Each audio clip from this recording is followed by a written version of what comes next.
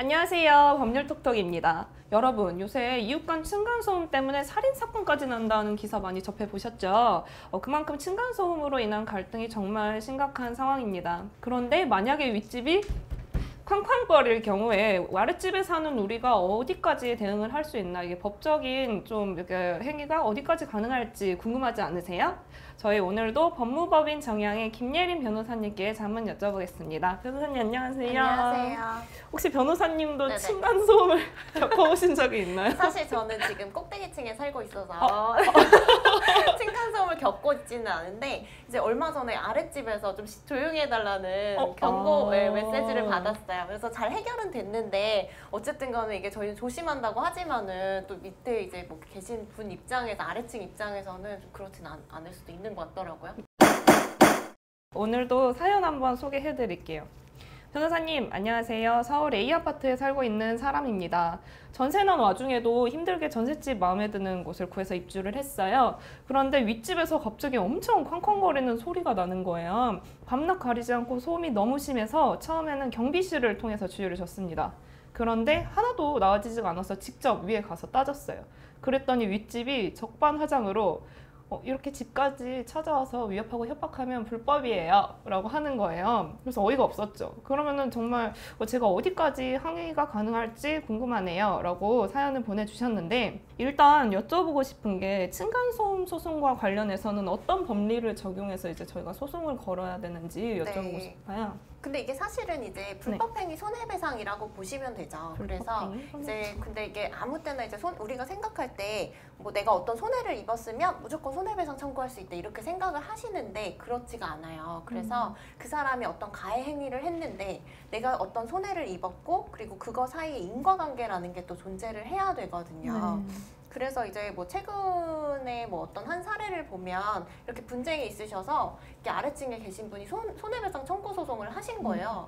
하셨는데 이게 아파트가 너무 노후화가 돼서 뭐 일상적인 소음임에도 불구하고 굉장히 이게 크게 들리셨던 거죠. 그래서 이게 가해 행위랑 손해 사이에 인과관계가 없다라고 해서 그 청구가 그러니까 패소하신 거죠. 그래서 그런 사례도 있어요. 네. 아파트 상태에 따라서 이제 이게 달라질 수도 있는데, 이제 기본적으로는 손해배상 청구 소송을 통해서 층간소음 이게 할 수 있겠다. 그 제가 이해를 했는데, 그러면은 층간소음과 관련해서 법적으로 이제 항의를 이제 허용하는 그런 기준이 있는지 좀 소개를 해주시면 좋겠어요. 그래서 이게 이제 법원에서 볼 때는 수인한도라는 개념을 쓰거든요. 그래서 이게 수인한도라는 거는 인용할 수 있는 범위 내라는 거예요. 왜냐하면 뭐 좀 예민하신 분들은 작은 소리도 크게 들리실 수 있잖아요. 그렇기 때문에 이제 객관적인 어떤 기준 이상으로 소음을 발생시켜야 된다는 건데, 그래서 이제 대략적으로 그냥 말씀을 드리면 이게 정해져 있는 게 뭐 1분을 이제 소음을 측정을 해보는 거죠. 그래서 그 1분간 이제 평균 소음이 주간에 뭐 43데시벨을 넘고 또는 야간에 38데시벨을 넘으면 소음으로 보거든요. 그리고 그 중에서도 이제 그 1분간 측정한 것 중에 최고 소음이 뭐 주간에 57데시벨 그리고 야간에 52데시벨을 넘으면 그러면 이걸 소음으로 보고 있어요. 그럼 소음 측정은 본인이 직접 해야 되는 건가요? 어떻게? 그래서 이게 뭐 본인이 사실은 하시긴 쉽지는 않죠. 근데 이제 소송으로 가신다라고 하면 이제 법원에서 그런 소음 측정을 하는 절차들이 있기는 있거든요. 네, 그렇게 생각을 하시면 되고, 그리고 또 이제 최근에 이런 분쟁이 너무 많다 보니까 이제 국가 소음정보 시스템이라는 곳에서 이제 조정을 해주기도 해요, 분쟁에 관해서. 그러면 여기서 이제 소음도 측정을 해주시고 뭐 어떤 분쟁 조정도 해주시고 그런 절차를 거치는 거죠.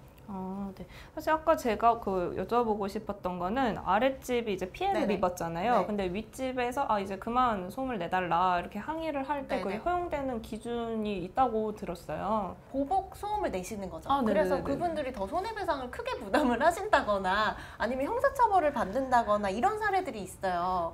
그래서 이제 문자 메시지나 뭐 전화나 뭐 경비실 통해서 이제 뭐 연락을 하시는 거 이런 거는 너무 과도하지만 않으면 괜찮거든요. 근데 이제 직접 찾아가시는 거는 좀 주의하셔야 될 것 같아요. 왜냐하면 우리 형법상에는 주거 침입죄라는 게 있거든요.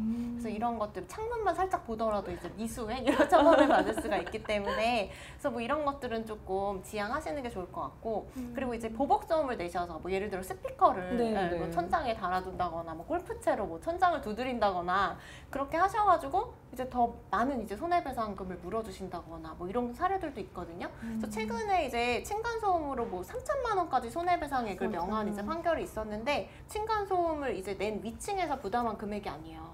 보복 소음을 하신 아래층에서 부담한 금액이거든요.